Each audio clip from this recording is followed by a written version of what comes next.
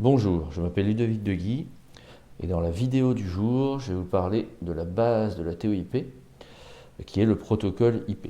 C'est une vidéo qui s'insère dans une petite série de vidéos que j'ai appelée TOIP Basics et qui vous parle des bases de la téléphonie sur IP. Alors si c'est un sujet qui vous intéresse, inscrivez-vous à la newsletter, j'ai mis le lien en dessous et vous ne louperez aucune des prochaines vidéos que je sortirai sur ce sujet ou sur des sujets équivalents. Alors à la base de la TOIP, on a le protocole IP qui est le protocole Internet. C'est un protocole qui est omniprésent de nos jours, pas seulement sur Internet, mais sur quasiment tous les réseaux informatiques d'entreprise. C'est un protocole qui est simple, mais qui est peu fiable. Entre autres, il ne gère pas les erreurs de transmission. Mais c'est quand même un protocole qui a été suffisamment facile à utiliser pour qu'il se démocratise et qu'il soit utilisé vraiment partout. Et c'est utilisé massivement dans les entreprises, comme je le disais il y a une minute.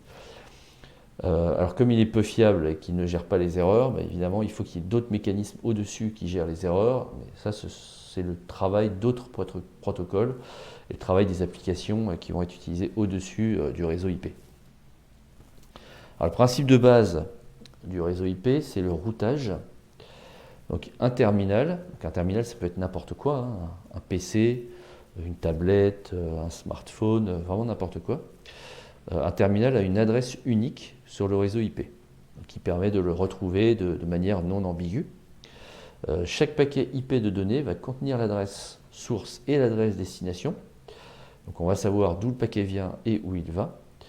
Et ainsi IP va permettre le dialogue de machine à machine, d'une source vers une destination, et le réseau au milieu qui va être entre la source et la destination va être capable, en utilisant ces adresses IP, de diriger correctement les paquets de données vers les bonnes destinations.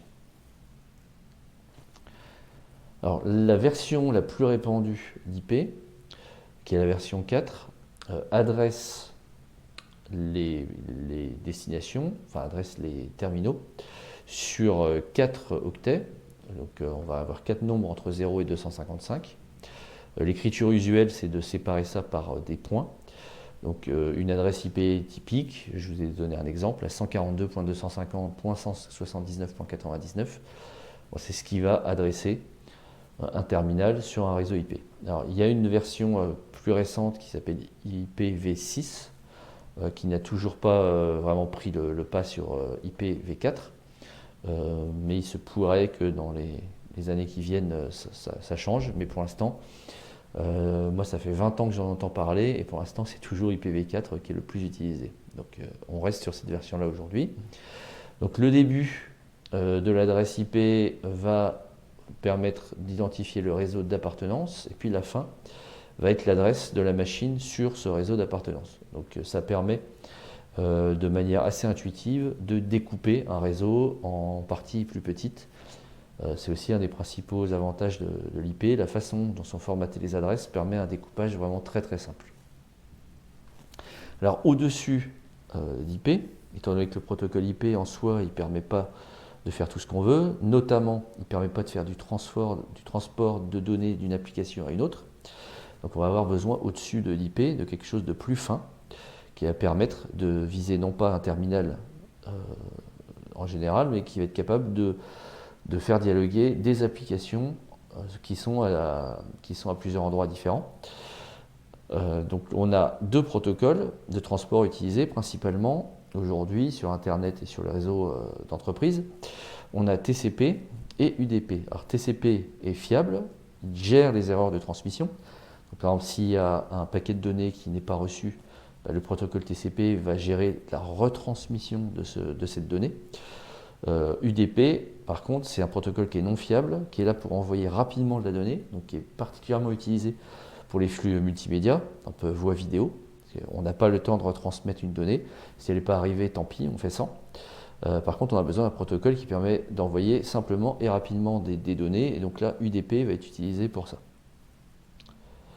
Alors on a la notion dans TCP et UDP de port. Donc port, il faut voir ça simplement comme un identifiant. Donc dans chaque trame TCP ou UDP, on va avoir un port de communication source et un port de communication cible. Donc ces ports vont permettre d'identifier une communication de bout en bout, communications qui vont avoir lieu en général entre une application et une autre. Donc, par exemple, une application sur un PC de bureau, et puis à l'autre bout, une application qui tourne sur un serveur. Et donc avec les ports de communication, on va pouvoir identifier précisément sur chaque machine quelle est l'application qui dialogue.